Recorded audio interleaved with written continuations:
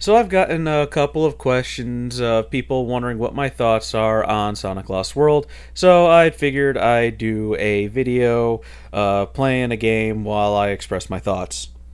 Now, I think that Sonic Lost World is going to be a good game, but it's just going to tank financially. Now, don't take that the wrong way. Think of it that I'm comparing it to Psychonauts, which it was a game that everybody loves, received critical acclaim, but it just didn't sell well. That's what I think is going to happen with Sonic Lost World. Before I get into the main reason why I think that Sonic Lost World isn't going to do well, when I first saw the gameplay video where it was on IGN, where the Sega representative was showing off the game, he had said some things that I thought raised some concern, and there was a couple of red flags. He had said that they slowed down the gameplay, and that worries me because in Sonic 06, Sonic was not that fast. And if they're making Sonic slower, I'm a little worried. I do like the speed of Unleashed and Generations, and I think that's how fast Sonic should be. And if they slowed that down, I'm just wondering how much did they slow it down? You really can't tell from the gameplay videos. The other thing is they added this parkour element, which I think is redundant. It looks like it slows down the game because they showed like Sonic run into a tree and he just climbs up it and jumps off, and it looks like it's gonna slow things down a bit. I don't understand why they just didn't have him run up the tree at top speed, or when he runs along walls running along top speed like he normally does. I just don't get why they did that. And finally, the biggest cause of concern was that they added in an element that was not that well received in games that were not that well received.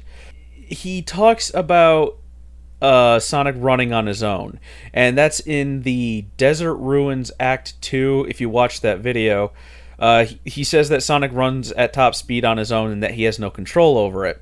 That sounds a lot like the high-speed zones in Sonic 06 or the always running mechanic of Sonic and the Secret Rings. So that worries me there, too, because I'm just wondering, how many of those levels are there going to be? There are things that I do like, though.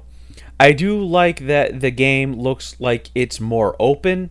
A lot of people have told me that they feel that Unleashed and Colors and Generations, it feels like Sonic's just running on a track, which really, if you look at any of the Sonic games, he is running on a track. It's just a matter of how they do the illusion.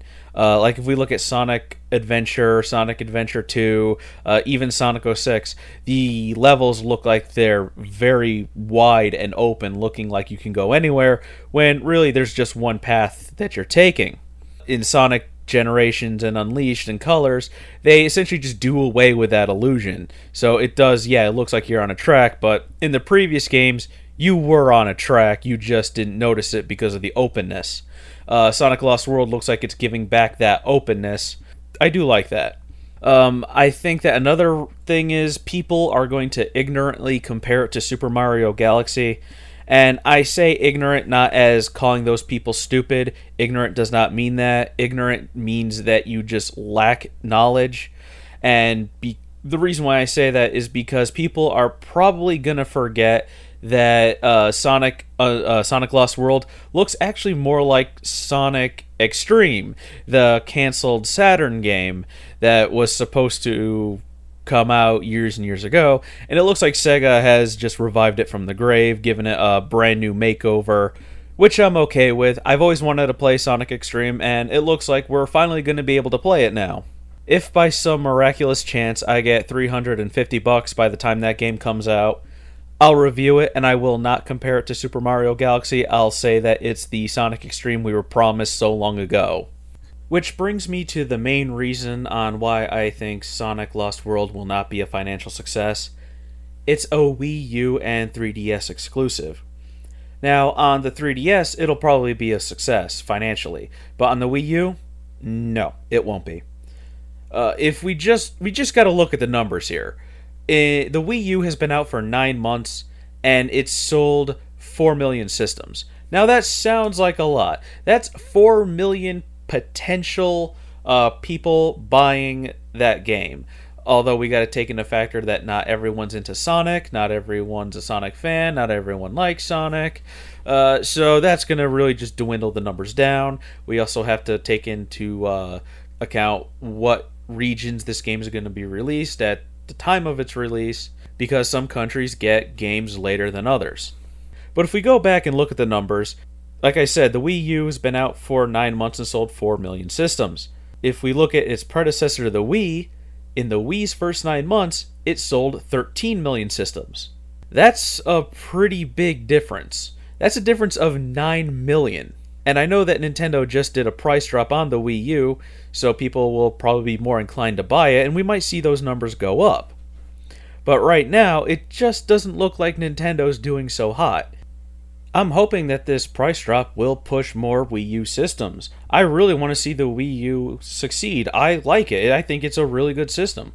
And it has a lot of potential. But when you have game publishers and developers coming out and saying that they don't want to develop for it, like Ubisoft saying that they're not going to make any Wii U exclusives until the Wii U sells more units, or like EA, who pretty much came out and said that the Wii U sucks and that it's a terrible system, but then backtracked and said something a little bit more PR friendly. And then you got Bethesda, who pretty much dodged the question by saying that if they make a game that can operate on the Wii U's hardware, then they'll do it, which pretty much sounds more like a no. And I read somewhere, and I forgot where I read it, it said that Sega was hoping that Sonic Lost World will help push Wii U system sales. Really, Sega? We're gonna go there again? You of all people should know that not a single game will sell a system. Why did people buy the Sega CD add-on? For Sonic CD. Like, yeah, Sonic really sold and kept the Genesis afloat, but that didn't work with the CD add-on, and that tanked. What about the Sega 32X? Well, people who bought it for Knuckles Chaotix, and that add-on tanked. Now let's look at the Saturn. What did people buy that system for? They bought it for Knights. There was supposed to be a Sonic game, Sonic Extreme, but they just redid Sonic 3D Blast and pushed it onto that system. So if we look at that example, Knights was not enough to keep the Saturn afloat. If we look at the Dreamcast, which I believe was a really good system, but the PlayStation 2 curb stomped it. But really people bought that also for Sonic Adventure 2. And the Dreamcast didn't really stay afloat for 2 years. What I'm saying is that a single game will no longer sell a system anymore. Yeah, there is that gamer that will buy a system for just one game. I've talked to some guys at GameStop, and they said that they bought a PS3 just for The Last of Us. Yeah, occasionally there will be a game that is the equivalent to The Cure for Cancer, but that's not often anymore.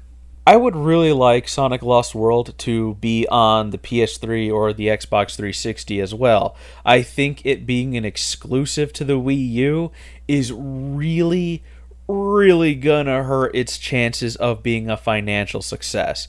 It looks like a really fun game. It looks like it's gonna be really good. It's just not gonna sell well because they decided to put it on the Wii U. And I can do a whole ranting video about the Wii U, and I'll probably do that later, but that's all for now.